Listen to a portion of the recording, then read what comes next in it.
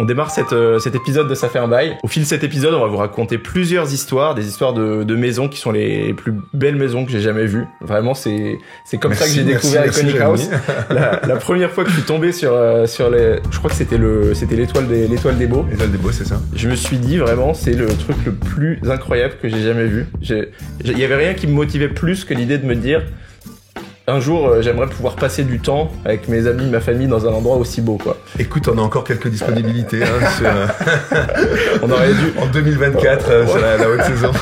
on aurait dû enregistrer là-bas. J'aurais dû te proposer. Attends, écoute, si tu veux, on fera la deuxième partie. C'est ça, le follow-up de J'y suis aussi régulièrement que je peux, quoi.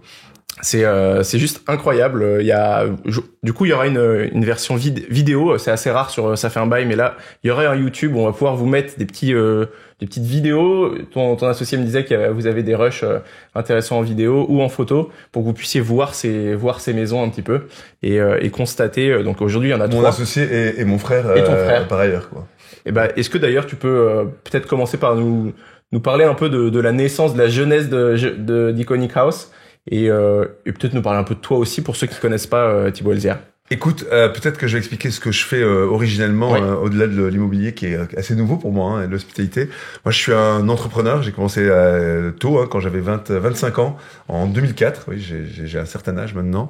Et j'ai commencé par créer ma première boîte à la fin de mes études. C'était une boîte qui s'appelait Photolia, qui était une banque d'images. Donc, c'était une application, un site web dans lequel tu pouvais aller chercher des images et les télécharger et obtenir une licence pour l'utiliser sur un magazine, sur un site web, etc. Et la différence avec les banques d'images traditionnelles qui existaient déjà, qui étaient celles de Getty, de Corbis, c'est qu'elles étaient crowdsourcées. C'est-à-dire que n'importe qui avait un appareil photo numérique, il fallait y croire en 2004, pouvait uploader ses images, et on a construit comme ça une immense banque d'images crowdsourcées.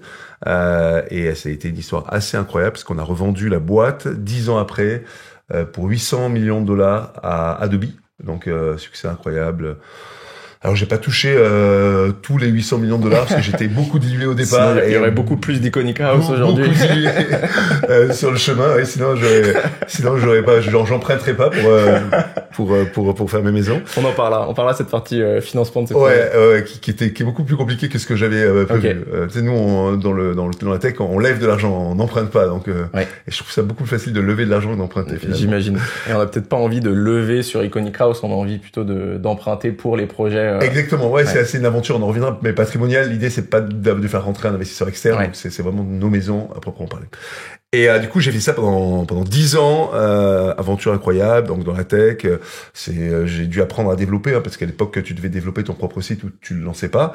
Et quelques années après, en 2011, je me suis donc pendant l'aventure Photolia, j'étais opérationnel pendant 5-6 ans. Puis après, moi, ce que j'aime bien, c'est le lancement des boîtes et pas trop le run. Donc j'ai donné les rênes de la boîte à un de mes business angels qui s'appelait Oleg, qui est devenu le CEO. Et moi, j'ai lancé une nouvelle boîte. Enfin, j'en ai lancé quelques boîtes, mais entre autres, une nouvelle boîte qui s'appelle eFounders, qui était un startup studio. L'idée, c'était quoi? C'était en 10 ans, pas de lancer une boîte, mais de lancer 35 boîtes, 30 boîtes. Du coup, on a dépassé un peu nos objectifs.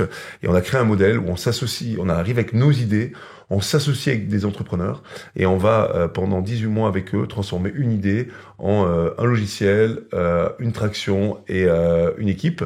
Et dès qu'on est arrivé à ce stade-là, il y a des investisseurs externes qui investissent dans la boîte, et la boîte sort du studio. On a fait ça 35 fois dans le domaine du logiciel d'entreprise, avec des boîtes et certaines boîtes qui ont bien marché, qui sont assez connues, comme Spendesk, Aircall ou Front, quoi.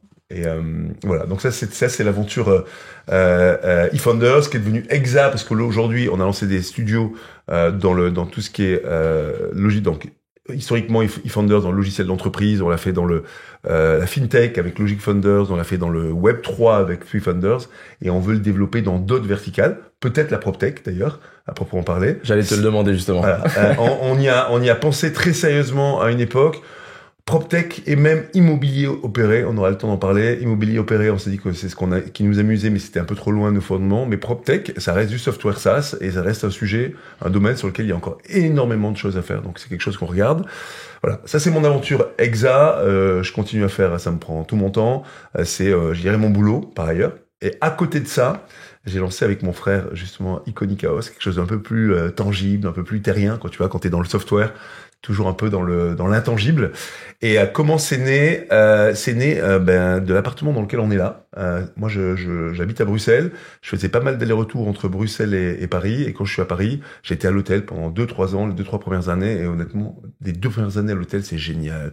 Tu connais tout le monde, t'es le pote de tout le monde, etc. Mais à la fin, tu te rends compte que t'es pas chez toi, quoi, tu vois.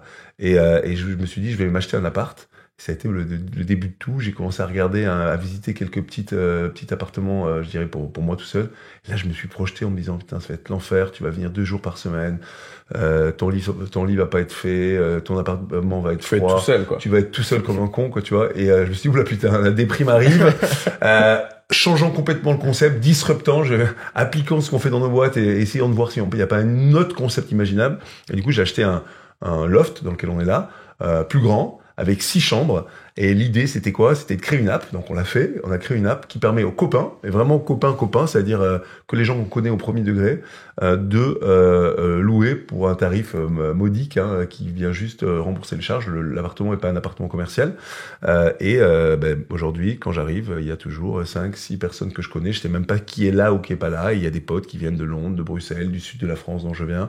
Et c'est exceptionnel. Et Robin, à l'époque, vivait là. Il s'est dit, tiens, mon frère a acheté un appartement à Paris, je vais en profiter, je vais m'installer. Et il s'est occupé finalement pas mal de l'intendance de la chose. Et c'est là où on s'est dit, tiens, ça nous amuse, l'hospitalité, le fait de trouver un bien et de recevoir les gens, parce que c'est quand même ces deux parties-là. L'hospitalité, c'est une partie immobilier et une partie le savoir recevoir. Et on s'est dit, tiens, on avait envie de faire quelque chose ensemble aussi, je vais pas me cacher. Moi, j'avais envie de faire autre chose que ce que je fais dans le software pour changer un petit peu d'optique. Et on a décidé de lancer Iconic House, c'est-à-dire une collection privée de maisons avec des services hôteliers, quoi. Et voilà, il y avait une idée de vouloir disrupter autre chose.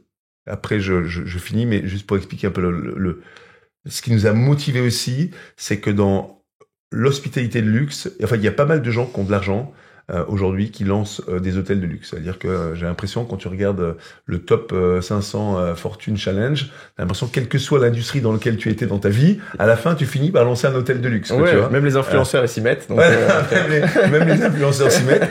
Donc et on s'est dit, on va pas aller là-dedans. Ce qui nous intéressait, c'est l'hospitalité de luxe, mais on s'est dit, il y a l'hôtellerie de luxe, il y a vraiment beaucoup de monde, et il y a plein de gens qui font ça hyper bien, quoi. Donc on s'est dit, qu'est-ce qu'on pourrait faire? Et il y a un constat auquel on croit, c'est que dans le luxe, de manière générale, mais dans le luxe en particulier, quand tu pars en vacances, pose vraiment maintenant la question de savoir si tu vas à l'hôtel, ok, ou si tu vas louer une baraque.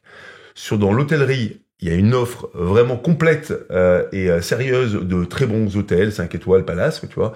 Pour la location saisonnière, c'est très réduit. C'est une offre qu'on appelle de particulier, dans le sens où il y a des agences type Le Collectionniste, type Barnes, type Émile Gersin qui proposent des biens. J'ai eu Max du Collectionniste justement sur le podcast. Voilà, tu l'as eu. Ben, eux, leur métier, et ils le font extrêmement bien, c'est d'opérer des maisons, mais des maisons de particuliers. Donc ces maisons de particuliers, elles sont pas pensées, c'est des maisons familiales qui sont ni aménagées, ni décorées, ni servicées comme des maisons hôtelières qui pourraient t'appartenir, quoi, tu vois. Donc nous, on a pris à revers ça en disant, écoute, ils font du bon boulot, mais on va aller encore plus haut de gamme, et pour être plus haut de gamme, il faut être propriétaire de ces maisons pour les aménager, pour les décorer et pour les servicer de manière professionnelle, quoi. Et c'est là où est née l'aventure. Ok, hyper intéressant. C'est vrai que entre l'immobilier et l'entrepreneuriat, je trouve qu'il y a une relation hyper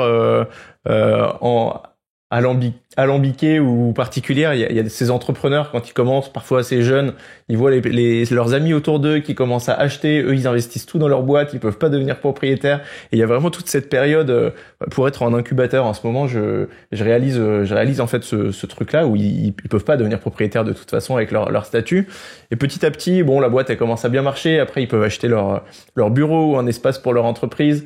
Et comme tu disais, à la fin, tu parlais des Fortune 500, mais même, je pense, si on regarde un peu les entrepreneurs, dès qu'ils arrivent à cash out un peu ou à sortir, ils se mettent à investir parfois massivement dans l'immobilier. Et du coup, c'était cette question qui me venait, qui était un peu, l'immobilier, ça reste une petite boîte, surtout quand tu l'opères pour en faire de la location courte durée. J'ai l'impression que c'est un peu l'entrepreneuriat version facile. Est-ce que tu t'es d'accord avec ce principe de petite boîte, en fait, un investissement immobilier peut être une petite boîte? Alors, écoute, la version facile, moi, c'est ce que je voyais de loin. Maintenant que je suis dedans, je trouve pas que ça soit si facile. Parce que tu t'es complexifié les choses avec des biens aussi beaux. Parce que les biens sont beaux et c'est hyper complexe à la fois de les acheter, on y reviendra, mais de les opérer aussi. Après, effectivement, c'est le rapport à la pierre. Je crois qu'à partir d'un moment, chez les humains, en tout cas, il y a un rapport à la pierre qui en Belgique, ils ont une expression avoir la pierre dans le ventre, quoi, tu vois. Okay. On dit d'ailleurs que les Belges ont la pierre dans le ventre parce que les Belges achètent tous, dire l'acquisition primo immobilière, enfin l'acquisition d'un bien immobilier pour un Belge est énorme, quoi, tu vois. Ouais. Et chez les Français aussi, hein, je pense qu'on a la pierre dans le ventre. Il y a tout le temps cette volonté d'avoir d'acheter à un moment quelque chose de dur. Ça doit nous rattacher à nos racines, quoi, tu vois, d'une manière ou d'une autre. Donc soit tu le fais effectivement au départ et t'en fais ton métier, soit tu investis de l'argent dans ta boîte, puis au moment où tu fais un exit ou que tu retouches de l'argent, tu réinvestis. Mais à un moment ou à un autre, effectivement, je trouve qu'on va vers de la pierre. Est-ce que c'est facile? Moi, pendant très longtemps, j'ai un peu effectivement dénigré l'immobilier. Je dois, dans le sens. C'est un peu là que je voulais en venir. Parce que c'est souvent les gros entrepreneurs que j'ai eu, enfin, qui ont fait plusieurs boîtes. Petit bruit de cafetière, mais c'est pas un problème. C'est le live. C'est un. Mais je suis d'accord avec toi. Non, mais il y a le côté un peu non noble de l'immobilier. Ouais.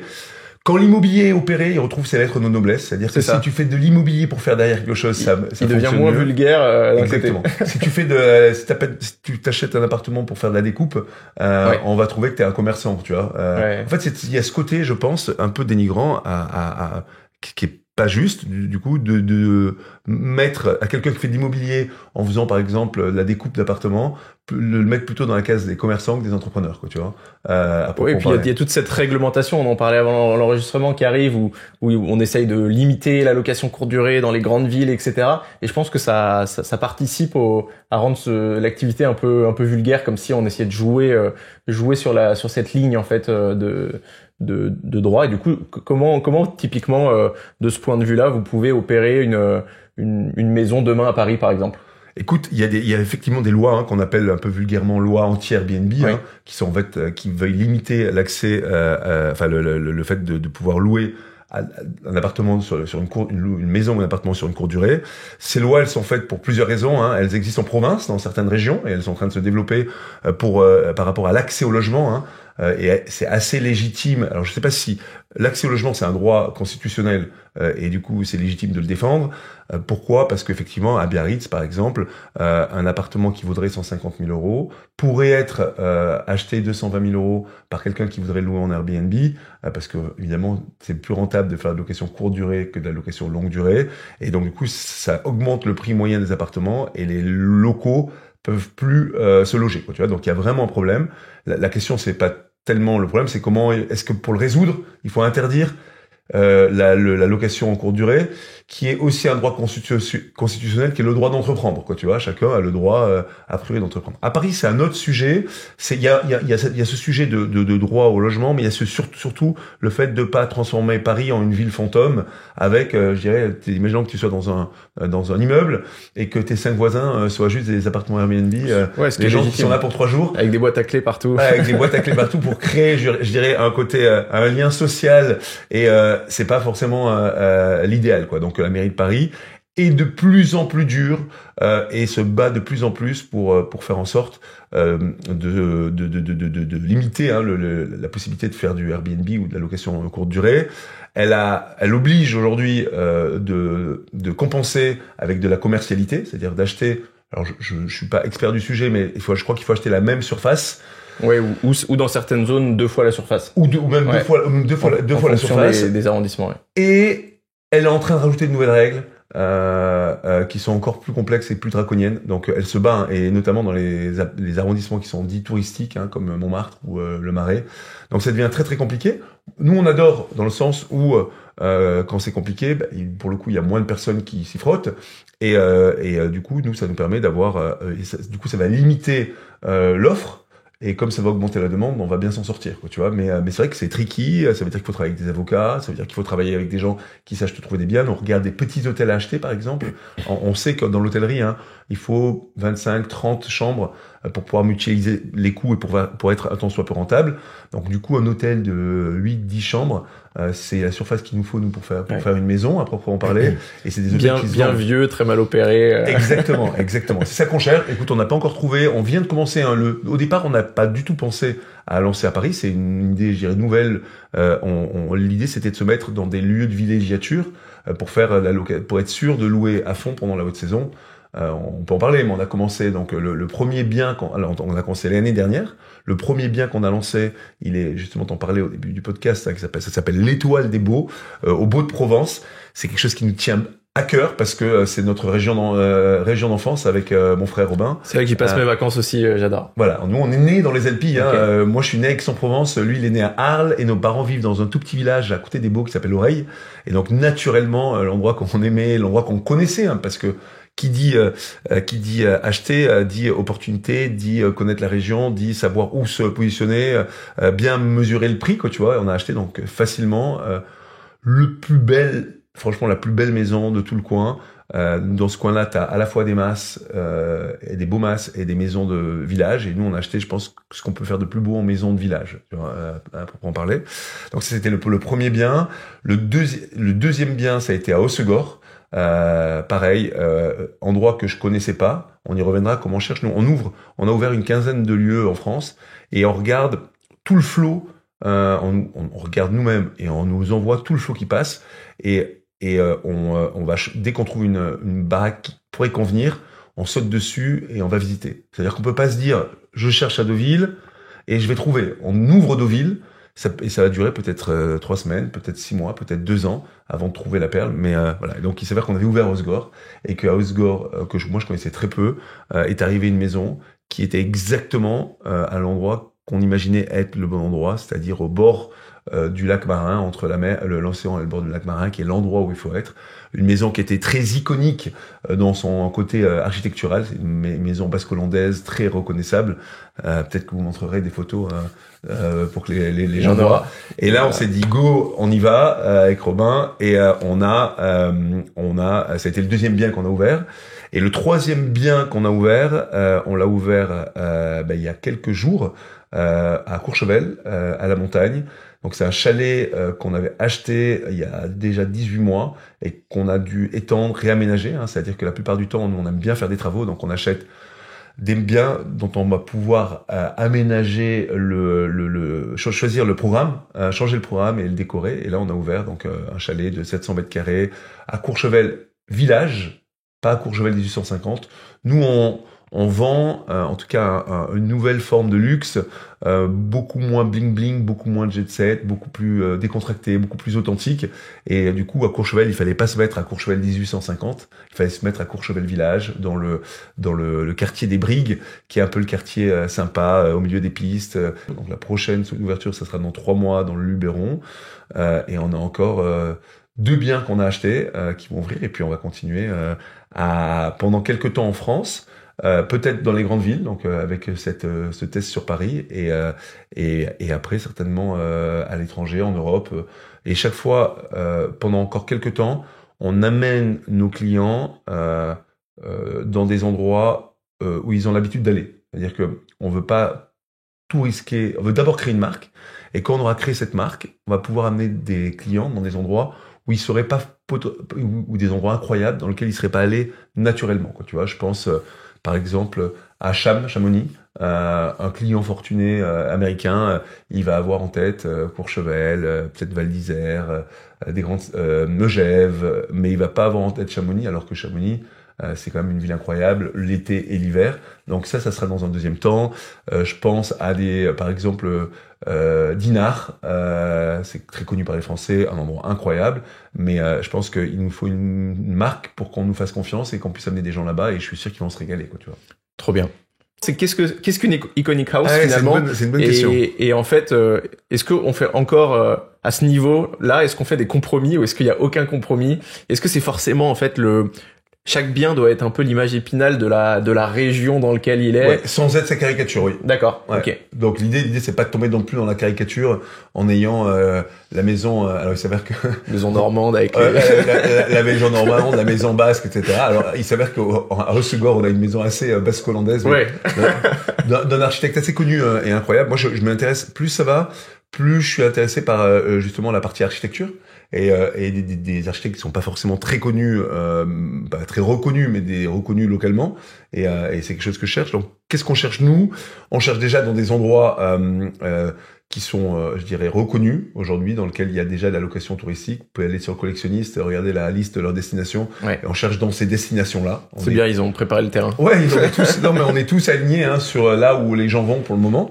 L'idée, ça va être évidemment d'étendre cette liste à terme, et ça va être plus facile pour nous que pour des hôtels, parce qu'une maison c'est plus facile à opérer, plus facile à scaler, mais on compte avoir 25 maisons d'ici 4 ou 5 ans, et une centaine, j'espère, dans 10-15 ans. Donc on a la possibilité de se mettre dans énormément d'endroits. Mais au départ, on reste sur les endroits traditionnels en France, ok. Donc ça c'est une chose. Deuxième chose, donc les beaux endroits, dans les bons spots, c'est-à-dire qu'on veut dans l'endroit être au meilleur spot, c'est-à-dire qu'on veut à Hossegor pas juste une maison à Hossegor, on veut être au bord du lac Marin, par exemple. À Courchevel, on veut être sur les pistes. À l'Étoile des Baux, on veut être devant la falaise, en face du restaurant Beaumanière. Donc ça, c'est hyper important. Et sur la maison à proprement parler, on cherche une maison qui soit charismatique, qui est à force, qui est potentiellement historique, ou qui est quelque chose qui la différencie des autres. Ouais. On n'a pas envie d'être une maison parmi d'autres. On n'a pas envie d'être dans un domaine privé qui est un lotissement. Et sur la taille, le programme, on a besoin d'un programme de à peu près 8 chambres. On a des chambres grandes, justement, pour faire la différence par rapport à tout ce qui existe aujourd'hui en ligne, qui sont des maisons familiales qui sont listées. Ben, nous, pour se différencier, on a besoin de chambres de taille moyenne. On aime bien avoir des grands communs et des chambres ensuite de taille moyenne. Donc, et ça rentre dans un programme de minimum 400 à 700 mètres carrés, je dirais, parce qu'on aime bien avoir des grands communs et des amenities. Nos clients aiment bien, nos clients, et vous l'avez tous fait quand vous avez loué une maison, je suis sûr, tu loues ta maison, puis tu vas la voir régulièrement et tu rêves un peu parce que t'as le petit sauna, le petit hammam, la petite terrasse, et tu te projettes, quoi, tu vois. Donc tout ça, c'est des choses qui viennent renforcer, je dirais, la force de la maison, un tennis, etc. Et pour le terrain, on cherche assez grand pour pouvoir faire en sorte qu'il y ait une forme d'intimité pour le client, mais pas trop grand pour pas devoir gérer un terrain de 20 hectares, quoi, tu vois. Donc entre 1,5 et 2 hectares, je dirais que c'est l'idéal. Donc si vous avez effectivement des maisons incroyables, iconiques, qui sont dans des endroits sympas, aux meilleurs endroits de ces endroits, et qui ressemblent à ça, n'hésitez pas à nous contacter, on regardera en tout cas, quoi. Est-ce que c'est justement cette intimité, la grosse différence avec de l'hôtellerie de luxe? Tu penses que c'est pour ça que t'arrives à... Tu nous diras peut-être qui sont d'ailleurs tes locataires, la typologie de locataires, mais c'est ça vraiment le gros point de différence avec l'hôtellerie de luxe? Alors, il y a plusieurs points, mais il y a le fait de pas partager, effectivement, ouais, d'être chez soi pendant une semaine, 2 semaines. C'est-à-dire que pour moi, à l'hôtel, on y va 2-3 jours. Mais au bout de 2-3 jours, on l'a tous vu, on veut être chez soi, on en a marre de voir tout le temps les mêmes têtes. Au bout du 3e repas au restaurant de l'hôtel, on a fait le tour. Donc je dirais qu'à partir du moment où tu restes une semaine et demie quelque part, c'est quand même cool d'être chez soi, cool de pouvoir sortir à poil de ta douche et aller dans ton jardin en calbute ou en maillot sans devoir te comporter, quoi, ouais, behave, quoi, tu vois. Il y a ça, il y a pas mal de gens qui viennent à plusieurs. Donc ils viennent à 3 familles par exemple, et à l'hôtel c'est pas aussi convivial, quoi, tu vois. Quand t'es à 3 familles, t'es dans 3 chambres différentes, puis tu te retrouves dans les parties communes. Et il y a beaucoup de gens aussi qui sont qui ont plus de moyens que leurs amis, et du coup qui pourraient pas leur offrir une chambre à l'hôtel. Ça se fait pas, tu vois. C'est un peu bizarre, ouais. T'inviterais pas tes amis à l'RL en leur disant t'inquiète, je m'occupe de la note, quoi, tu vois. Ouais. Alors que chez nous, tu loues une baraque et puis en fait tu fais venir des gens. Et il y a des gens qui louent une baraque pour 2-3 semaines et qui font tourner leurs amis, tu vois. Et c'est cette typologie de clients qu'on a. On a beaucoup de clients étrangers, beaucoup de clients américains. Qui sont hyper contents qui ont les moyens déjà de payer, parce que on n'a pas parlé encore, mais les prix sont chers, C'est des belles propriétés avec du service. On est en dessous du prix C'est une des raisons pour lesquelles les gens viennent aussi de l'hôtellerie de luxe. Si tu divises par nuit et par personne, mais ça reste très élevé. Donc, c'est une certaine forme de clientèle qu'on découvre. Hein. On a opéré pendant une saison, donc on a vu, il commence à y avoir il y a pas mal de stars. Pas mal on travaille beaucoup avec des conciergeries de luxe, c'est-à-dire des gens qui travaillent avec telle ou telle star et qui vont repérer la maison avant. Parce que c'est hyper anxiogène pour un Américain, par exemple, de louer une baraque sur le collectionniste ou sur booking.com sans savoir où il va débarquer, quoi, tu vois. Donc en ligne, mettre un billet de 200 000 euros. Il y a du scam en plus, hein, tu sais qu'il y a des ah ouais. Tu prends une maison, imaginons que tu prennes une maison iconique, tu la fous sur un autre site, tu dis que ça coûte 25 000 euros la semaine et tu demandes 5 000 euros d'acompte. Et en fait, les gars arrivent chez nous, ça nous est pas encore arrivé. On dit non, mais la maison est prise, c'est pas du tout chez nous que vous avez. Et ça se passe. Faut faire extrêmement attention quand vous louez des baraques en ligne, parce que les transactions sont très élevées. Ça fait partie des plus grosses transactions en ligne. Hein. Exactement. Je crois que le ticket moyen du collectionniste c'était 30 ou 40 000 euros, et il me disait que c'était le ticket moyen le plus élevé du web. Ah oui, j'ai écouté effectivement cet épisode. Exactement. Donc t'imagines que ça intéresse certains pirates, quoi. Hein. Il disait que sa maison la plus chère c'était 500 000 euros la semaine. Justement, jusqu'où en fait on peut aller dans. Parce que j'ai l'impression que on trouve des personnes qui sont prêtes à payer très cher, et je lui avais demandé ça, je lui ai dit mais comment on peut payer un demi-million pour une semaine dans une maison? Et il me disait, tu sais, le milliardaire ou le richissime PDG ou Qatari, il a envie de passer une semaine avec sa famille et par an, et il faut que ça soit la meilleure semaine de toute l'année en fait. Il veut juste le meilleur, et du coup il est prêt à payer très cher pour cette maison ou cet appartement. Et d'ailleurs il a pas envie de le faire à l'hôtel, il a envie de le faire dans un très beau bien qu'il va partager avec ses amis ou sa famille. C'est quoi justement c'est quoi la limite à ça? Est-ce que vous cherchez à atteindre le maximum? Non, nous on cherche pas du tout à augmenter le prix. Alors on cherche d'être dans l'ultra luxe. C'est quoi les prix d'ailleurs? Les prix, effectivement, ils dépendent un peu évidemment de la saison et du bien. Ok, et ça vaudra plus cher à Courchevel que ce que ça vaut à Osgore, mais on varie entre 15 000 euros, je crois, en basse saison au plus bas, jusqu'à 70 000 euros à Courchevel. Et encore 70 000 euros à Courchevel, on s'est mis plus bas que le prix auquel on pourrait se mettre. Pourquoi? Parce que nous, on veut attirer une typologie de clientèle qui puisse passer d'une maison à une autre. C'est-à-dire qu'effectivement, à Saint-Tropez, à Courchevel, on attire, par exemple, et c'est certainement là dont il parlait avec ses maisons à 500 000 euros, il y a une démesure telle que tu peux mettre les prix que tu veux, mais après, tu attires une clientèle qui va être très spécifique à cette maison-là, mais qui va pas passer de maison en maison. Alors que nous, on a l'idée à terme d'avoir un espèce de club, peut-être implicite, je sais pas si on le fera payer ou pas, de gens qui auraient découvert Iconic House à Courchevel, qui aimeraient bien le concept et qui du coup iraient au Beau-de-Provence, dans le Luberon bientôt, ou dans les Alpilles, quoi. Tu vois, enfin dans les Alpilles ou dans. C'est des personnes qui ont besoin de changement. Moi, j'ai cette anecdote étant petit, je me souviens de mon père. Mon père est plombier et il avait un client qui était un prince, qui avait un appartement à Paris. Et tous les ans, il refaisait la salle de bain du prince. Et le prince passait une semaine par an à Paris, et il voulait à chaque fois revenir et que son appartement il soit différent. Et c'est un truc qui m'avait marqué étant petit. Et du coup, la fin de l'anecdote, c'est que moi, dans une des salles de bain dans ma maison familiale, il y a de la super pierre, des trucs incroyables avec des robinets à 2 ou 3 000 euros, mais vraiment juste le robinet de douche. Parce que mon père, il avait récupéré un truc qu'il avait posé l'année dernière, qui avait été utilisé une semaine, et il avait tout réadapté pour mettre chez nous. Ah, mais tu m'étonnes. Donc t'avais une salle de bain une salle de bain de prince, quoi. Elle était tellement bien qu'on avait une deuxième petite salle de bain, et on utilisait la petite parce que l'autre c'était des pierres calcaires, tu pouvais pas mettre d'eau dessus, etc. C'était l'enfer, on les utilisait jamais. Ça c'est magique, quoi.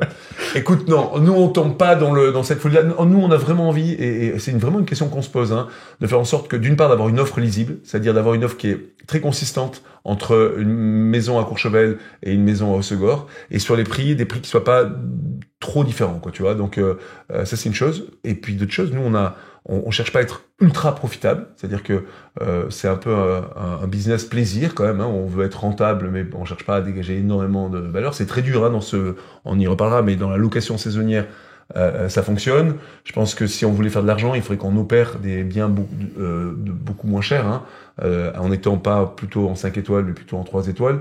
Là, on est du coup sur l'ultra luxe, donc on essaye déjà d'être rentable. Et pour essayer d'être rentable, il faut pas acheter n'importe quoi à n'importe quel prix. C'est-à-dire que on parlait de la typologie de maison qui nous attirait. Évidemment, à Saint-Tropez, l'idéal pour avoir une maison iconique, c'est d'avoir une maison les pieds dans l'eau, de 800 mètres carrés, fait par l'architecte Intel, vue sur mer, entourée de vignes, quoi, tu vois. Ça coûte 25 millions d'euros, quoi. Et 25 millions d'euros, ça rentre pas du tout dans nos budgets. Ça veut dire que ça va d'une part, si ça devait rentrer dans notre budget, on serait obligé de passer sur des prix de location effectivement de 500 000 euros la semaine, et du coup les clients qu'on attirerait seraient pas du tout les clients qu'on pourrait attirer dans les autres propriétés. Si tu donnes une fourchette justement sur le prix d'un bien ou en gros, nous, ça nous coûte, dépendant des endroits, dépendant de la qualité, bien entre 5 et 10 millions. D'accord. Tout confondu. Ça veut dire avec travaux, quoi. Sachant que les travaux prennent en général un tiers du prix. C'est-à-dire que globalement, si on a acheté un bien à 5 millions, si on a juste acheté le bien à 5 millions, on va remettre 2,5 millions de travaux, et le bien global va coûter 7,5 millions. Donc c'est quand même pour ce prix-là, hein, tu peux te permettre, en France, de trouver des choses assez incroyables, si tant est que tu cherches et que tu sautes pas. Donc ce qui nous intéresse, ça nous intéresse pas d'avoir des trucs qui ont déjà été rénovés. Nous, plus il y a de travaux à faire, mieux on sait, puisqu'on peut aménager notre maison en faisant en cassant la master bedroom. Par exemple, l'histoire de la master bedroom existe dans toutes les maisons familiales, dans toutes les maisons que vous allez louer, et n'a aucun sens dans notre concept. Quand tu arrives avec 3 familles, c'est juste le premier sujet de friction, quoi, tu vois, qui va prendre la master bedroom. Vu que vous verticalisez tout, il faut que vous puissiez mettre à votre goût. Exactement. Et j'ai une question LinkedIn. Alors, les auditeurs, c'est souvent des investisseurs, etc. Donc, ils ont des questions hyper terre à terre. Mais c'était Julien Paquet qui me disait qu'est-ce que tu anticipes comme rentabilité, ou qu'est-ce que tu as comme rentabilité pour ces il dit LCD de luxe, donc location de courte durée de luxe. En gros, si on reformule, est-ce que tu peux nous donner justement quelques chiffres sur tu nous as donné un peu le prix à la chambre, tu nous as donné le prix du projet initial.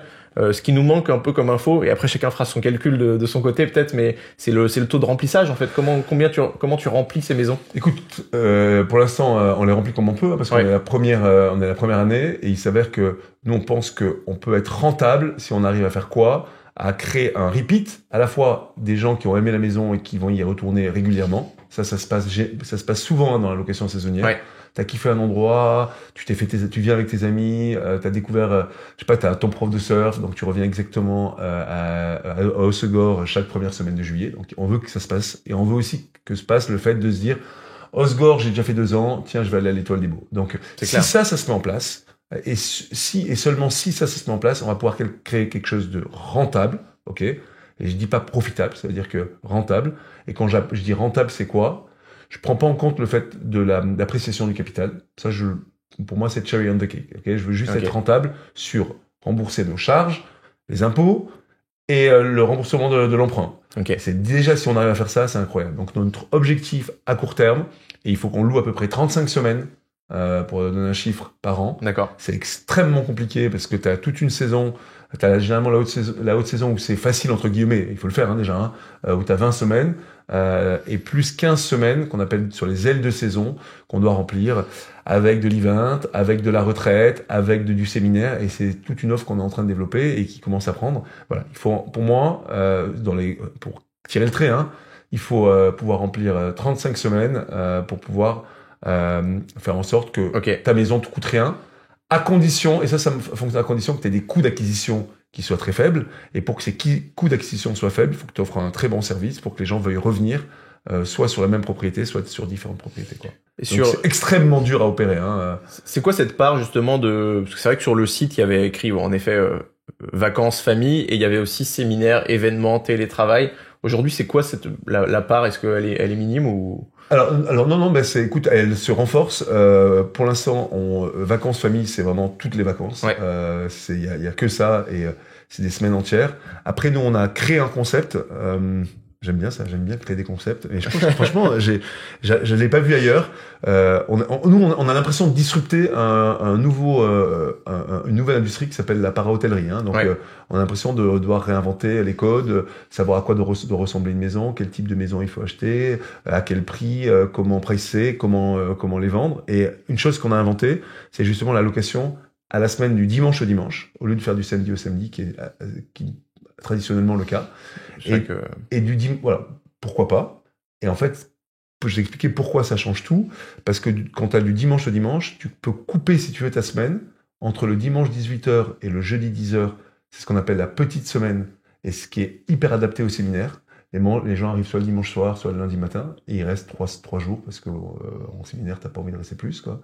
Et dans ce cas-là, ça libère le grand week-end, qui est du jeudi 18h au dimanche 10h, qui permet à un autre type de clientèle, des gens qui voudraient juste passer un week-end dans l'année, hors saison, etc. Donc, ou pour une retraite à vélo, yoga, etc. Donc, ce qui est génial, c'est que sur la haute saison, donc on vend des semaines entières, et sur les ailes de saison, on a la possibilité de couper ces semaines de manière à pouvoir à toucher des personas différents. Et c'est grâce à ce stratagème qu'on a commencé et qu'on va continuer à remplir nos locations. Ok. T'as un minimum de nuits en dehors de ça, justement pour essayer de remplir au maximum. On pourrait se dire, je fais que du séminaire de 4 jours et des vacances de 3 jours. Honnêtement, pour nous, sur le papier, il y a que 3 formats. Ouais. La semaine, tu peux prendre X semaines, d'accord. D'accord. Quand c'est hors saison, il y a la petite semaine, ok. Donc du dimanche 10h au jeudi, du dimanche 18h au jeudi 10h, et le long week-end, du jeudi 18h au dimanche 10h. Et c'est tout. Après, évidemment, on s'arrange. Évidemment, encore, on n'est pas totalement complet. Si tu me demandes en février, alors qui est vraiment le plus bas de la saison, 2 jours pour un tournage, c'est ce qui se passe. On y arrive là. Voilà, on y est, ou en janvier, tu me demandes 2 jours et t'es prêt à payer 11 000 euros. Ouais. Évidemment, on s'arrange, quoi. Oui, c'est vrai qu'il y a aussi un sujet peut-être tournage, conférence de presse, enfin des choses comme ça. Beaucoup de tournages, beaucoup de marques, beaucoup d'events. C'est ce qui fait tourner la baraque en ce moment, quoi, d'ailleurs. Ok. Ah bah intéressant. La baraque. Les baraques. Tu t'avais anticipé cette partie-là ou pas forcément? Écoute, c'est Robin avait commencé sur cet appartement-là. Oui. On le fait de manière un peu sporadique et au final, on a réalisé que alors on n'a pas le droit de le faire parce que c'est pas un appartement commercial, mais on le fait de manière vraiment exceptionnelle et ça rapporte beaucoup plus d'argent que ne le rapporte la location des chambres qu'on fait évidemment à prix bas pour nos amis. Ouais. Et du coup on avait toujours en tête que l'event faisait du sens, donc naturellement ce qu'il avait commencé à faire ici, il a commencé à le poursuivre là-bas. Et ça fonctionne et ça va prendre de plus en plus. Après, il y a le danger de griller des lieux, tu vois. C'est-à-dire qu'il y a des lieux qui ont été tellement utilisés pour des tournages que les marques ont plus envie que... je pense à quelques maisons, moi, que je vois... Enfin, quand tu es un peu spécialiste des maisons de luxe, là, il y en a certaines que tu revois tout le temps chez tel fabricant de meubles ou chez tel fabricant de fringues. Tu dis, ils sont allés... Mais bon, ça prend quelques années avant de créer une maison. Ouais. Donc, ça. Intéressant. On avait commencé à parler de financement, justement. Il y a un sujet, donc si la rentabilité, on arrive à la trouver, si sur le papier, tu arrives à prouver à la banque que voilà, ça va se rembourser, ça va payer les charges, le crédit, etc. Tu pourrais dire finalement, c'est comme un Airbnb classique. On parle beaucoup de location courte durée sur ce podcast et du coup, il y a peut-être des possibilités de financer en 10 millions comme on finance 500 000 pour un Airbnb. Ça a été quoi ton expérience vis-à-vis des banques? Toi, tu as aussi ce point de vue entrepreneur et tu parlais de levée de fonds, etc. Comment tu t'y es pris pour justement financer ces premières acquisitions? Alors pour moi, ça a été vraiment... je me suis pris un mur dans la gueule, quoi. D'accord. Vraiment, je me suis pris un mur dans la gueule. J'avais pas du tout réalisé ce que c'était que de parler à une banque. En gros, dans ma vie, j'ai jamais parlé à une banque, quoi. Tu vois, c'est-à-dire que quand t'es entrepreneur, la première boîte que j'ai fait, Photolia, elle était totalement rentable. J'ai reçu 400 000 euros de Business Angel et on a créé un modèle ultra vertueux. D'ailleurs, c'est dur aujourd'hui de créer des startups rentables, mais on est arrivé à le faire. Donc du coup, j'ai jamais eu à parler à une banque à aucun moment que ce soit. Et dans toutes les autres startups que j'ai créées, finalement, on a levé de l'argent, tu vois. Donc, quand tu lèves de l'argent, tu vas voir des VC et tu leur expliques pourquoi tu es en train d'adresser le bon marché, avec la bonne équipe et ta vision, quoi, tu vois. Donc, évidemment, moi, je me suis dit, je vais faire la même chose pour Econi Chaos avec l'intime condition. Moi, je voulais mettre un tiers d'apport. C'est-à-dire que je m'étais dit, j'ai du patrimoine à placer, j'ai envie de placer dans l'immobilier. Moi, j'avais jamais investi dans l'immobilier d'une manière ou d'une autre, ça m'intéresse pas. Vraiment, t'avais jamais acheté, t'étais pas intéressé. Alors, je m'étais jamais acheté j'ai acheté ma maison principale, ok.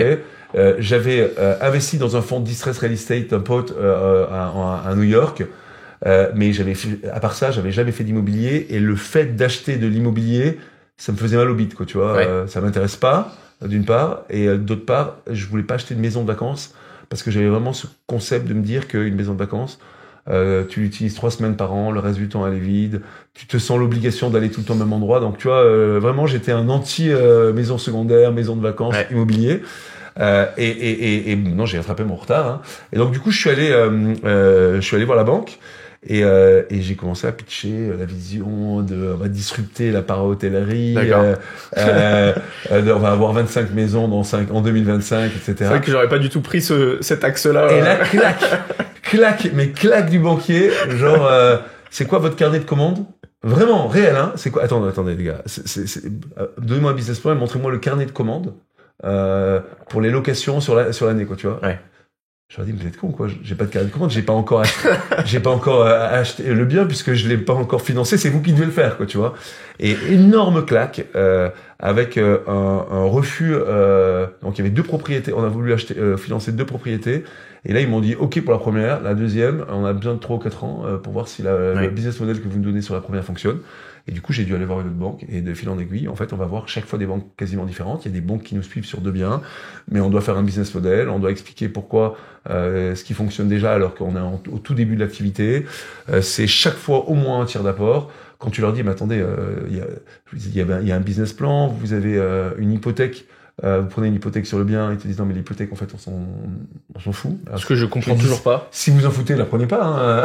Ouais, mais je n'arrive pas à comprendre comment. Et je crois que dans d'autres pays c'est plus simple, mais. Et pas que c'est hyper dur à faire fonctionner une hypothèque. Okay. Il faut que tu prouves que finalement le client t'avait donné un business plan qui était pas légitime et qu'il n'a pas respecté, ou que tu as bien regardé son business plan et qu'il était rentable et qu'il n'a pas eu de chance malgré tout. Si le client arrive, si le propriétaire arrive à prouver que la banque en fait s'est engagée alors qu'elle aurait pas dû, elle va pas récupérer son hypothèque. C'est des maisons qui sont très illiquides. Hein, on n'est pas sur un 80 mètres carrés à Paris, quoi, tu vois. Donc c'est plutôt illiquide, donc ça prend du temps, donc c'est leur fout les boules, quoi. Donc ils l'apprennent quand même, mais ils vont te demander de l'apport, 2 tiers d'apport, soit quand tu travailles avec des banques corporate, tu avances 2 tiers de la maison, ok, où tu finances des travaux par exemple, parce que souvent le financement c'est le financement de la maison, le financement des travaux. Soit tu travailles avec de la banque privée, et là ils te disent on finance tout, ok, mais tu dois mettre l'équivalent d'un tiers sur un compte en sous-jacent chez eux. D'accord. Qui va rester.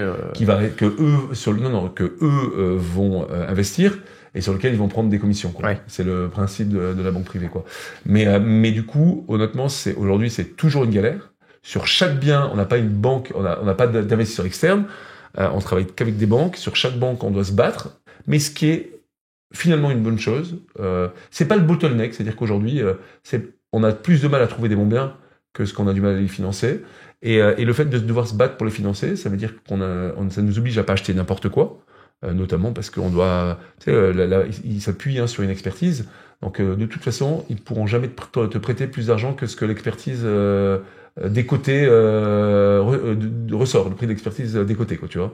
Donc si tu as acheté un bien 5 millions, que tu fais passer un expert ou 2 experts pour essayer de tenter la chance et que c'est évalué 3,5 millions, de toute façon, la banque te prêtera pas plus de 3,5 millions et généralement, ils décotent même l'expertise, quoi, tu vois. Donc, ils te prêteront jamais plus de 3 millions, quoi, tu vois. Ouais, c'est un bon garde-fou. Donc, il y a exactement. Moi, j'aime bien. Ça met des garde-fous. Ça nous oblige à pas faire n'importe quoi. On a eu des crises pas si vieilles que ça qui étaient un peu basées sur ça aussi. Donc, le crédit, l'immobilier, les subprimes, c'est bien qu'en France, on est assez protégé, je trouve. De toute façon, ils nous laissent pas faire n'importe quoi. C'est pas faire n'importe quoi. Ouais. Moi, franchement, ça me rassure. Ouais. Pour nous, mais ça me rassure aussi pour l'octroi des prêts de manière générale à tout le monde. Ils font vachement gaffe. Non, par contre, moi, je me mets vraiment le couteau sur la gorge dans le sens où je m'étais jamais endetté par ailleurs. Et que là, je suis surendetté et qu'on a une espèce de pression à rembourser, à faire en sorte que ça tourne pour pouvoir rembourser en tout cas une partie des emprunts, quoi, tu vois. Ouais. Chaque mois maintenant, il y a plusieurs centaines de milliers d'euros à payer pour pouvoir rembourser les emprunts sur la maison. Mais ça m'amuse plus que tout. Hein. Honnêtement, moi, je comptais, donc c'est Robin, mon frère, hein, qui s'occupe de ça de manière opérationnelle au jour le jour. Et moi, je comptais être là de temps en temps. Moi, j'aime bien la partie sourcing, la partie aménagement, la partie déco, la partie communication, marketing, go-to-market stratégie. Et finalement, je comptais y passer 1 ou 2 heures par semaine et j'y passe un peu plus de temps. D'accord. Et ça m'excite à mort. C'est super cool de travailler avec son frère aussi. Hein. Ça me donne l'occasion de se voir hyper régulièrement et de discuter de projets qui nous amusent. Non, moi, franchement, je kiffe et je suis hyper excité. Ça veut dire que j'ai envie de trouver les prochaines pépites. Je veux dire, ça m'amuse autant aujourd'hui de trouver l'endroit ou la maison dans l'endroit rêvé que d'aller créer une nouvelle startup. Quoi, tu vois, Okay. la même forme d'excitation. Et je m'y attendais pas. Je m'y attendais pas parce que je m'étais dit bon bah ça va être. J'adore travailler avec ne serait-ce que le programme, hein, c'est-à-dire le layout de la maison, réfléchir à quoi doit ressembler une maison pour qu'elle soit adaptée à la location saisonnière. Nous, on a la possibilité, comme on réaménage les maisons, de les repenser totalement, tu vois. Donc, on s'inspire à la fois de la maison familiale, mais croisée avec l'hôtellerie, tu vois. Donc, les chambres vont être des chambres ensuite, c'est-à-dire une chambre avec une salle de bain attenante, hyper optimisée pour les rangements. On a des éléments signature, par exemple. On a pris le concept du minibar, qui est présent dans les hôtels. Ouais. Et on en a fait ce qu'on appelle une épicerie fine.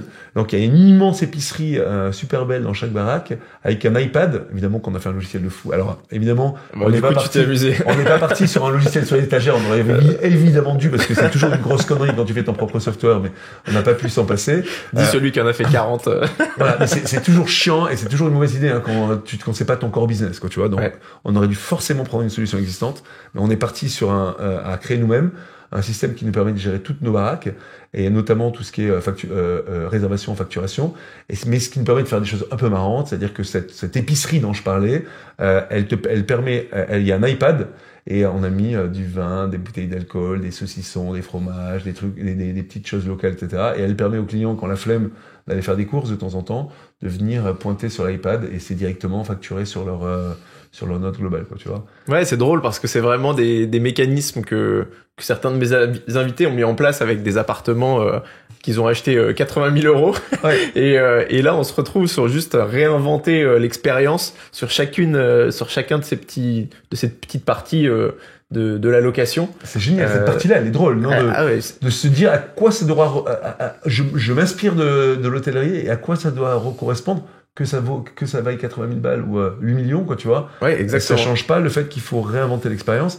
Et honnêtement, je pense que ton pote à 80 000 balles, il est plus rentable que... Ouais, c'est possible. plus rentable que nous, quoi. Après, il capitalise moins. Enfin, du coup, souvent, il en a 10 ou 50. Ouais, ok. Et à gérer, c'est un peu différent. Mais hyper intéressant. Du coup, ça répond j'avais une question sur LinkedIn d'Alexandre Hoche qui était est-ce que c'est réellement un business qui visant à croître et devenir rentable ou simplement un moyen de financer des acquisitions immobilières? Il rajoutait, je me pose notamment la question en voyant des biens comme le chalet de Courchevel où les taux d'occupation doivent être un peu inférieurs. Est-ce que c'est le cas déjà? Alors évidemment, Courchevel, la montagne, 2 choses. Ouais. Alors on apprend, franchement, on apprend sur le tas. Hein. On apprend l'immobilier qu'on connaissait pas et on apprend aussi l'hospitalité. Et à Courchevel, ce qu'on a réalisé, effectivement, la haute saison, c'est 19 semaines. Okay. Donc notre objectif, c'est de remplir 19 semaines et on est capable de louer plus cher, hein, il y a certains endroits comme ça en France, plus cher que dans le reste de la France. Donc, ça fonctionne, honnêtement. Et en plus, on essaie d'ouvrir évidemment vers la saison d'hiver, d'été. Et on a aménagé la maison de manière à ce qu'elle puisse être louée en été, quoi. Donc l'idée, alors Courchevel, c'est pas le meilleur endroit pour la saison d'été. Du coup, le prochain chalet qu'on est en train de construire, on a un chalet en tête, il sera dans un endroit qui est assez adapté pour l'hiver et pour l'été. Mais pour Courchevel, on va y arriver. On a déjà loué 2 semaines là en août. Et honnêtement, si on arrive pour les chalets à la montagne, à faire une haute saison en hiver et une haute saison en été, je pense à des endroits comme Megève par exemple, ça pourrait être incroyablement les maisons les plus rentables. Parce qu'effectivement, tu as 2 saisons courtes, mais 2 hautes saisons courtes, quoi, tu vois. Et tu peux arriver, on a compté, hein, si tu loues décembre, janvier, février, mars, plus juin, juillet, août, bah, tu arrives à des saisons hautes de 7 mois, ce qui est énorme par rapport à ce qu'on peut trouver même en Provence, quoi, tu vois, où la saison haute, elle est de mai à septembre, quoi, tu vois. Ok. Donc et par rapport au souci donc l'idée pour répondre à la question très clairement aujourd'hui on veut faire quelque chose de rentable, ok. On veut avoir un business qui tourne et qui soit pérenne, pouvoir continuer à acheter des maisons parce que c'est ça qui nous plaît et on pense, c'est pas ça l'objectif recherché, que si on prend en compte l'appréciation des biens, parce qu'évidemment on achète des beaux biens, on est alors on n'est pas encore hyper bon mais on va s'améliorer, on achète de mieux en mieux au bon prix, tu vois, on aménage et on décore les maisons, du coup on crée de la valeur et on pense que du coup l'appréciation des biens pourrait rendre le business totalement profitable, quoi, tu vois. C'est-à-dire que si on est capable de faire en sorte d'acheter pour zéro, parce que finalement on arrive à rentabiliser nos biens et qu'en plus les biens s'apprécient sur 10 ans fois 2, bah du coup on aura un beau business. Mais l'objectif il est d'abord de se faire kiffer, de s'amuser et de faire ça en famille, quoi. Ok, trop bien. Voilà. Si t'arrives à atteindre ces objectifs-là, tu penses que les banques elles te suivront plus facilement? Est-ce que c'est quelque chose qui peut accélérer un peu finalement, ou est-ce qu'on finit cet épisode en disant l'immobilier c'est pas scalable, c'est terminé? Ah non, mais l'idéal pour nous, mais c'est ce qu'on n'est pas prêt à faire, je pense, ça serait, et on me l'a déjà proposé 50 fois, un fonds d'immobilier qui investirait chez nous et qui nous donnerait du coup 50 000 euros. On aurait presque plus besoin des banques, quoi, tu vois. On continuerait à travailler avec les banques, mais elles seraient super rassurées par le fait qu'on est backé derrière par un fonds qui a beaucoup d'argent. Ok.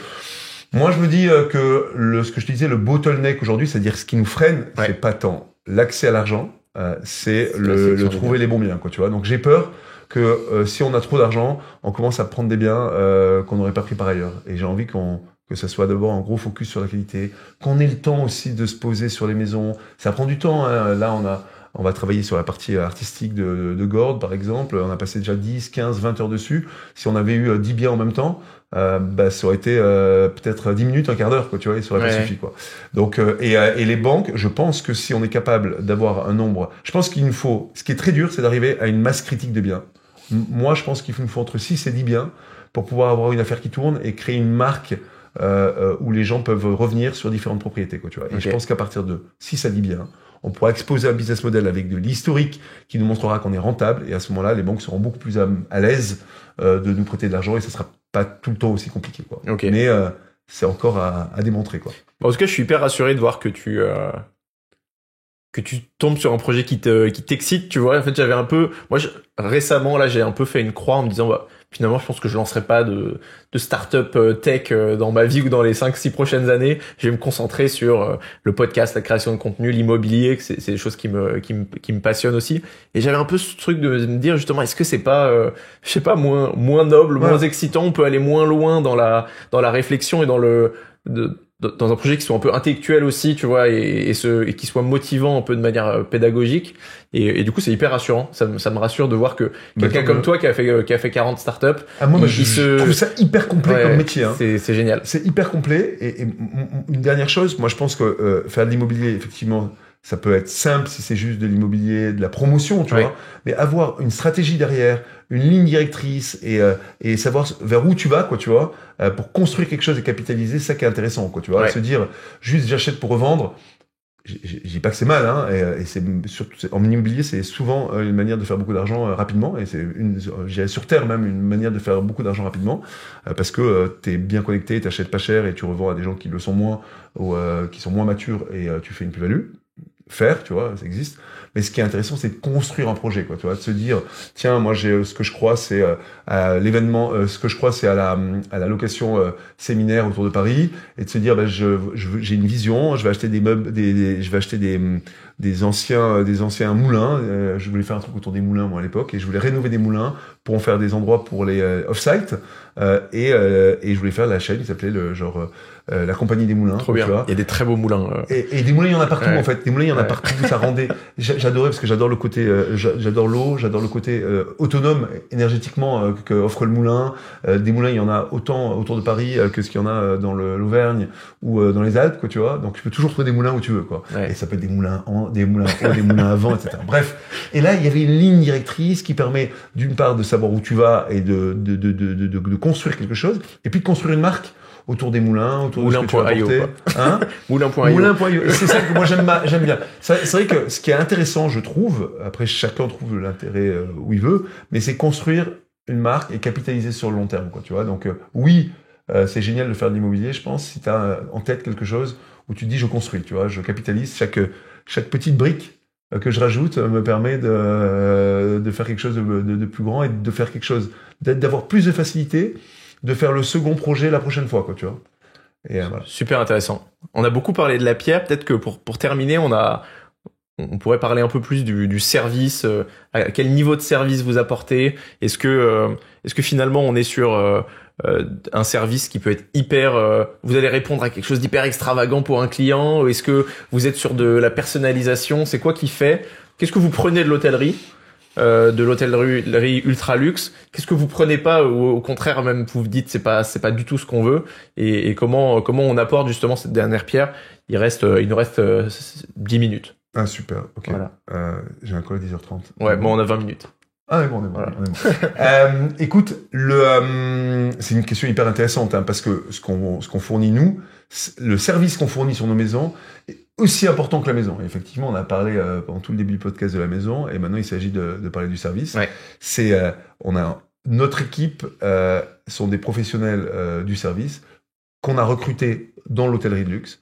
Et c'est justement ce qui fait la différence de nos maisons, je dirais, par rapport aux meilleures maisons du collectionniste. Sur le collectionniste, tu vas arriver à trouver des maisons très haut de gamme, ok, parce qu'il y a des gens qui ont des super belles maisons et qui sont prêts à les mettre en location. Alors, il s'avère que ces maisons vont pas être bien aménagées et bien aménagées forcément pour la location saisonnière, mais bref, t'as quand même des belles maisons. Mais après, le collectionniste offre une offre de service, mais elle est extrêmement dure à offrir quand tu as beaucoup de biens, d'une part, et quand tes biens sont pas aménagés, c'est-à-dire qu'il n'y a pas forcément les pièces de service qui conviennent, quoi, tu vois, parce que quand tu as service ta pièce de service, il nous faut, des grandes pièces techniques, hein, pour des buanderies, des pièces où, par exemple, si on doit délivrer le petit déjeuner, on va pas prendre le petit déjeuner dans le frigo de la cuisine, on doit avoir des back kitchen, et donc, nous, on s'est vraiment concentré sur comment apporter le meilleur service, et ça, on s'est énormément inspiré de l'hôtellerie.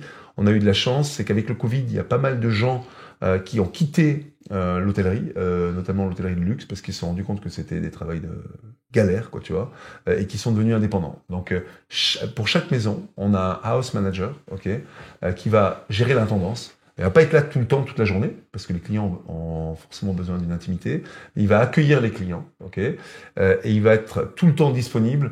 C'est souvent des gens qui sont des locaux pour régler toutes leurs problématiques pendant tout le séjour. Avec un séjour qui se prépare bien à l'avance, hein, ça se prépare 6 mois à l'avance pour réserver les chefs, réserver les cours de ski, réserver les cours de tennis, bref, tout ça est réservé. Nous, ce qui est inclus dans l'offre, dans le prix qu'on voit, c'est le ménage quotidien. C'est-à-dire que chaque jour, il y a une équipe de professionnels, et ça j'insiste, dans certains, je sais pas du nom, système de location saisonnière, t'as des conciergeries qui arrivent et tu vois qu'il y a des gamins de 17 ans qui n'ont jamais tenu un balai, quoi. Tu vois, nous, on a vraiment des gens qui sont formés pour le service avec clients en chambre. C'est-à-dire que c'est un agrément particulier parce que tu te comportes pas pareil dans une maison où il y a des clients que dans un immeuble, dans un appartement vide, quoi. Tu vois, dans l'hôtellerie, c'est vraiment deux formations différentes. Donc, on a des gens qui sont formés pour pouvoir faire le ménage alors qu'il y a des clients autour de toi, quoi, tu vois. Il y a plein de choses auxquelles il faut faire attention, et ça va très loin. Il y a 4 heures, à peu près 4 heures de ménage. Toutes les pièces sont faites, tous les lits sont faits. Ok. T'as le petit déjeuner qui est servi tous les matins. Ça, c'est quelque chose qu'on n'avait pas et qu'on a rajouté. Ok. Parce que ça peut être amené par la partie ménage, tu vois, qui peuvent délivrer et servir le petit déjeuner, et que les clients le demandent, quoi. Alors évidemment, quand tu offres ça aux clients, ils te demandent ça, hein. Je monte la taille de mon doigt et la taille de mon bras.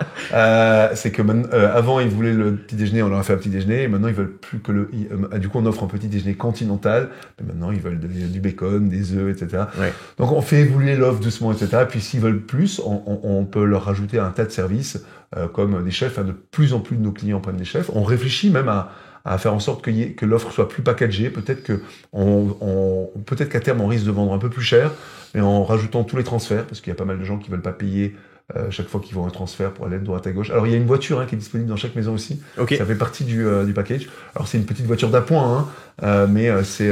Peut-être que demain ça sera la voiture de collection ou pas forcément. Non, nous on aime bien les petites voitures électriques. Un peu, donc on a une No Smoke électrique à Hossegor. Qui est une boîte que j'ai rachetée par ailleurs et du coup je promouvois les voitures. C'est bien, il y a même des synergies finalement. Exactement, des petites mini-moques électriques. On a une petite Méhari Eden à l'Étoile des Baux. À Courchevel, on n'a pas trouvé de véhicule électrique, donc on a un petit 4x4 Can-Am. Donc ça fait partie aussi du package. Et voilà. Et pendant tout le séjour, le house manager va faire pas mal d'attention. Il y a un tea time, c'est-à-dire qu'on va servir le thé avec un petit... vraiment une attention que tu peux retrouver dans les meilleurs hôtels, mais que tu retrouveras jamais, en tout cas jusqu'à aujourd'hui, dans tout ce que tu as pu connaître en location saisonnière. Quoi, tu vois. Okay. La petite carte, le petit panier. Et à chaque fois, on se pose la question, quels sont les codes qu'on prend de l'hôtellerie et quels sont les codes qu'on prend de la maison familiale. Et pour une petite anecdote, on a tranché il y a à peine quelques semaines sur où on mettait les serviettes.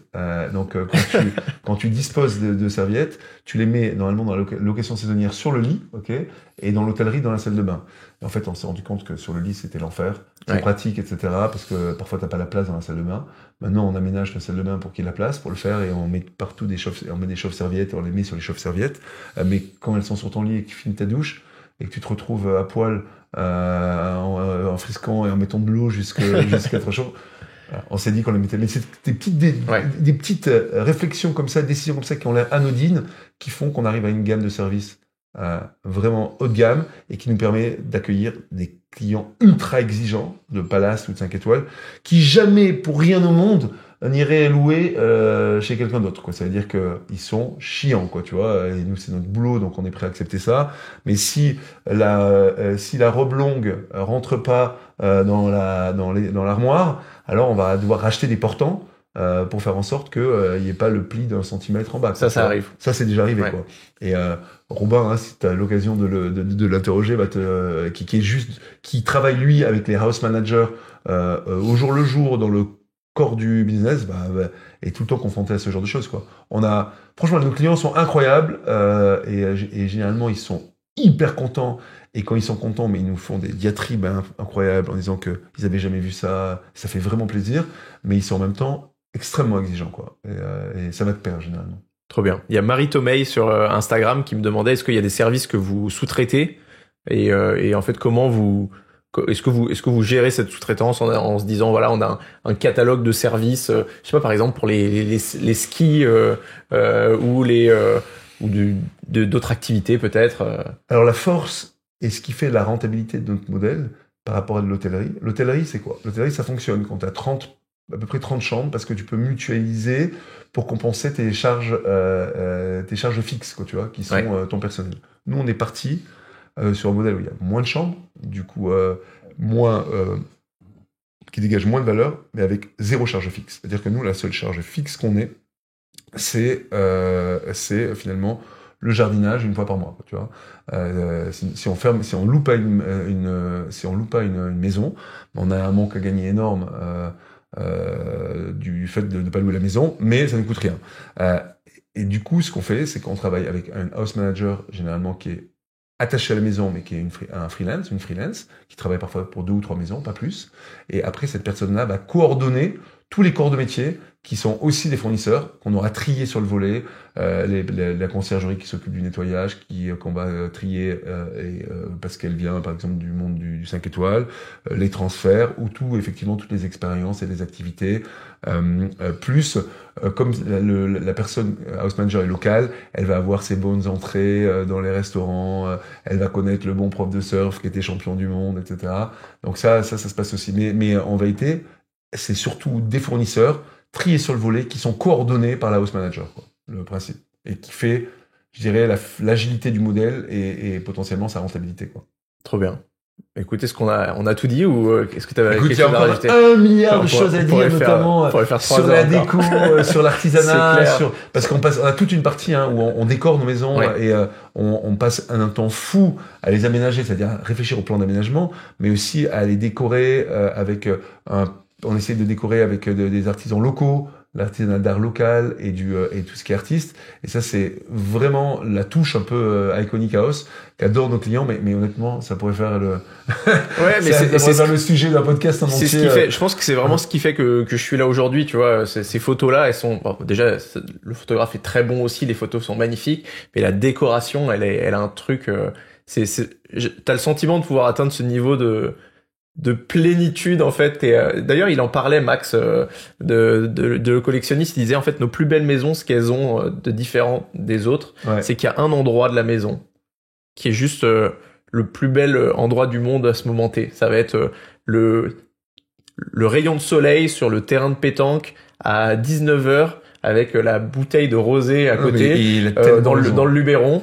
Et ça, c'est une expérience. Et c'est ce truc-là qui fait la valeur, en fait, de la maison et pas, finalement, un peu tout le reste, quoi. C'est vraiment tu vends une expérience dans laquelle les gens se projettent plus qu'une photo. Et nous, ce qu'on a, c'est-à-dire que le collectionniste, et je connais très bien Max, ils sont tributaires des maisons qui sont listées. Nous, on peut choisir nos maisons et même les aménager pour augmenter. Plusieurs moments comme exactement. Et on le fait, volontairement. Ce qu'on appelle un peu nos signatures. Tu vois, sur chaque maison, il y a une immense bibliothèque, il y a cette épicerie, il y a ce coin enfant, par exemple, où on laisse complètement liberté à l'architecte d'intérieur, au décorateur de faire un endroit fou pour les enfants. Et c'est ces pièces-là qui passent extrêmement bien en photo, qui attirent nos clients et qui les fait rêver du moment où ils ont loué jusqu'au moment où ils découvrent l'endroit, et qui est généralement encore mieux que ce qu'ils avaient imaginé, parce que nous, on s'interdit, par exemple, sur les photos, ni de les retoucher, ni de faire du grand angle, de manière à ce qu'il n'y ait pas de déception, quoi, tu vois. Le pire du pire, c'est toutes ces sur les Airbnb, les collectionnistes font très attention à la manière dont ils gèrent leur photographie, tu vois. Mais le Airbnb, tu vois que des photos grand angle. T'arrives et c'est franchement 3 fois plus petit que ce que t'as imaginé. La piscine est une pataugeoire. La suite familiale est un cagibi. J'ai vu récemment une annonce pour un appart à Paris. Il y avait écrit 12 mètres carrés, ressenti 16. J'ai adoré. J'ai dit, ok, les agents immobiliers, ils ont inventé une nouvelle. C'est comme sur la température, quoi. C'est ça. Température 3 degrés, ressenti moins 6, quoi. Ouais, okay. Il y a c'est un peu ce truc-là. Écoute, très bien.